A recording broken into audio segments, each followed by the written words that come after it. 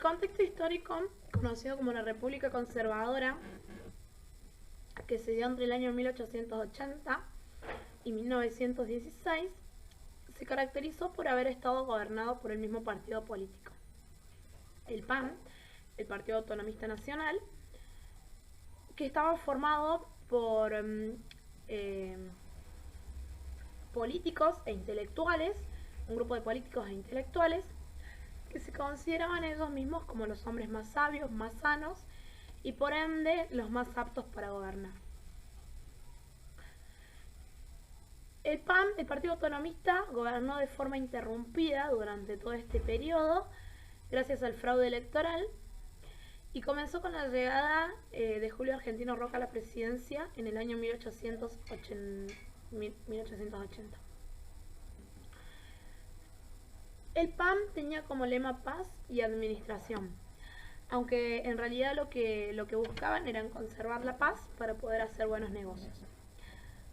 El PAN también consideraba que la única forma de progreso era en base a un desarrollo del capitalismo como forma de organización política, social y económica.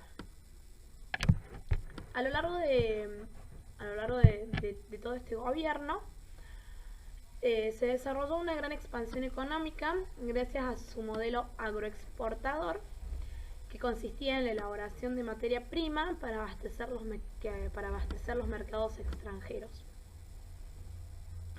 Crecieron las exportaciones de carne, de cereales y de trigo, y las exportaciones crecieron también gracias a la construcción del puerto de Buenos Aires y a la extensión del ferrocarril, ya que la mayoría de las materias primas provenía del campo, por lo que el ferrocarril conectó las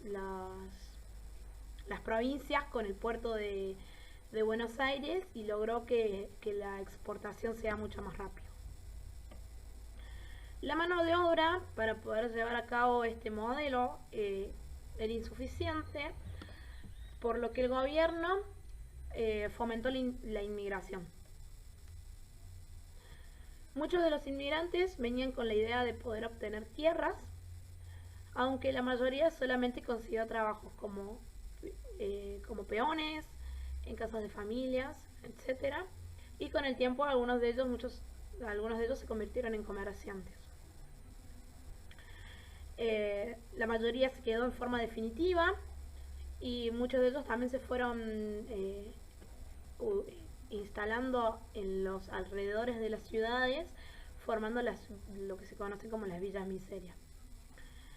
Poco a poco, todos estos inmigrantes fueron formando nuevas clases sociales, y a causa de esto se conformó una población altamente heterogénea, ya que los inmigrantes provenían de distintos países, con distintas culturas, distintos hábitos, distintos intereses, por lo que el gobierno buscó la forma de poder homogeneizar a esta nueva población y generar una identidad nacional colectiva.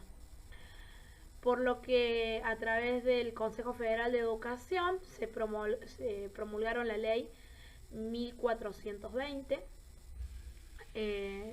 Esta ley se promulgó en el año 1884 y tenía como objetivo el argentinizar a través de la educación y homogeneizar la enseñanza en todo el país. Esta ley declaraba que la educación debería de ser obligatoria, gratuita y gradual. Y con ella se logró alfabetizar a gran parte de la población. Pero más tarde, en el año 1905, bajo la presidencia de Manuel Quintana, esta ley se complementó con la ley Laínez. La ley Laínez tenía como objetivo reducir las altas tasas de analfabetismo, instalando colegios nacionales en las provincias. Y también otro de los objetivos era evitar el sindicalismo revolucionario. La instalación de estos colegios nacionales tenía como objetivo también impedir la inmigración hacia la capital y proponía que la financiación de estos colegios nacionales fuera con plata del Estado. La ley Laínez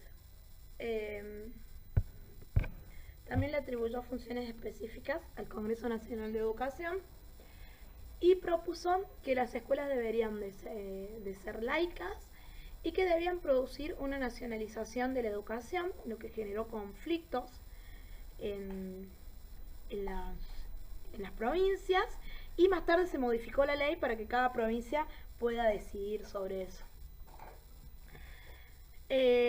Para poder llevar a cabo este proceso de homogeneización y fortalecimiento del Estado, fue necesario contar con personal capacitado para poder cumplir esta tarea de enseñar, por lo que se crearon las escuelas normales, que tenían como objetivo capacitar a los maestros que iban a enseñar a estas nuevas generaciones, y se los formaba diciéndoles cómo se tenían, o sea, se les enseñaba cómo formarse, qué enseñar, cómo se tenían que comportar. Buscaban formar al ciudadano, enseñándole también valores morales y cívicos. Y bueno, es así como surgió el normalismo, como respuesta a la falta de docentes titulados para ejercer esta función estatal de educar. Y a partir de entonces los maestros empezaron a ser vistos como funcionarios del Estado, y se buscó a través de ellos instalar y naturalizar el orden político conservador. Buscaban a través de esto autorregularse. Actualmente nuestro sistema educativo tiene las bases en la ley 1420, en la ley Laínez y el normalismo, ya que nuestro sistema actual toma un poco de cada idea para poder formar el sistema educativo que tenemos actualmente, ¿no? De la ley 1420, que la educación sea obligatoria, gratuita, que sea gradual. También a partir de la ley 1420 es cuando la idea de la educación empieza a verse como un derecho, es a partir de esa ley.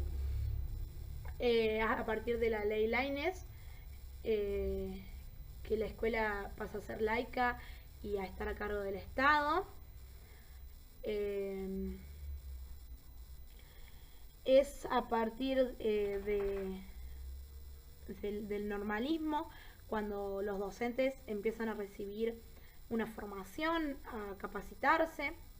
O sea que estos tres sistemas, o sea, esta ley y los otros dos complementos, son las piedras angulares de nuestro sistema actual. El pueblo, cansado del fraude electoral, de las amenazas, del no poder acceder a los puestos de la política, o sea, al no poder las clases populares acceder a los puestos de políticos, llevaron a que en el año 1912 se sancionara la ley Roque Sáenz Peña, que proponía un voto obligatorio, universal y secreto, poniendo el fin al fraude y al soborno. Esto permitió que en el año 1916 Hipólito Yrigoyen, que era un candidato del radicalismo, pudiera asumir a la presidencia. Hipólito Yrigoyen fue muy apoyado por el pueblo, y con la llegada de Hipólito Yrigoyen a la presidencia se abrieron los espacios de poder para los sectores populares.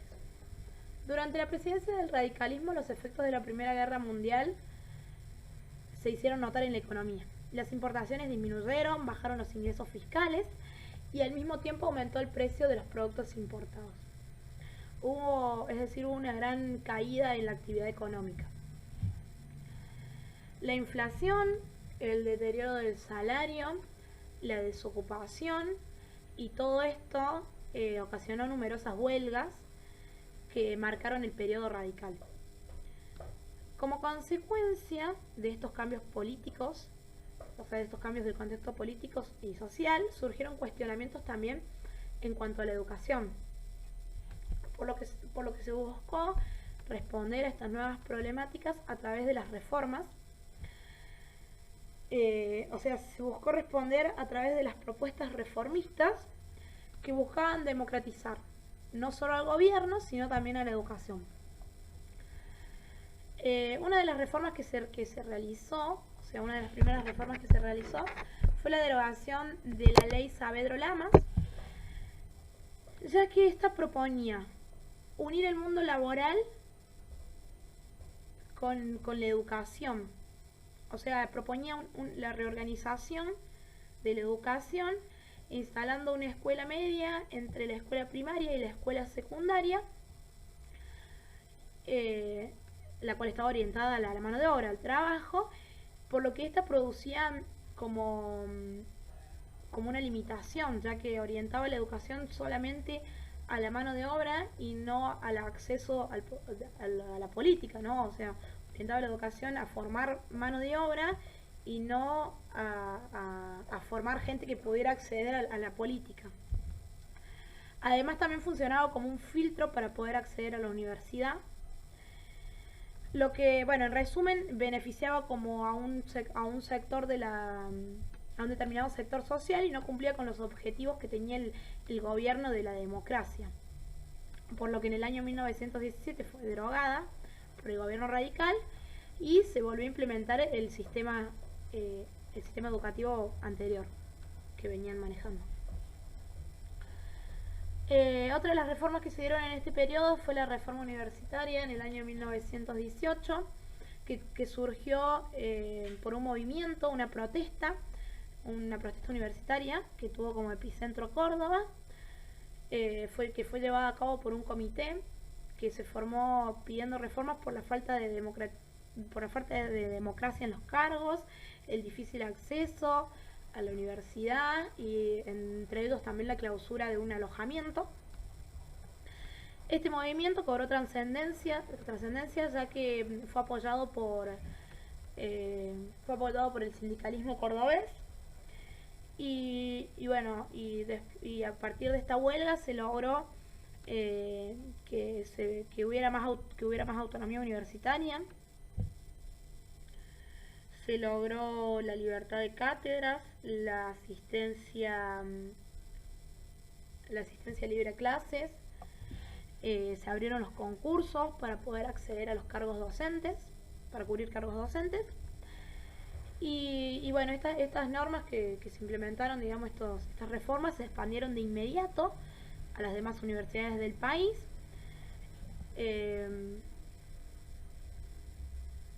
Produciendo reformas en los estatus y en las leyes vigentes y bueno, permitiendo así el acceso de todos a la educación universitaria, o sea, a todos por igual, ¿no? Esta reforma fue precursora de muchas reformas que se dieron luego, o sea, fue precursora de muchas reformas más. Y otra de las reformas también o propuestas reformistas de la época fue la de la escuela nueva o escolanovismo, que proponía desnormalizar el normalismo, criticaba la forma en la que se enseñaba en esa época, o sea, criticaba el aprendizaje que se basaba en la memorización, en el silencio, en la inmovilidad, en la disciplina a la hora de educar, y proponía una política educativa basada en la libertad y en la creatividad.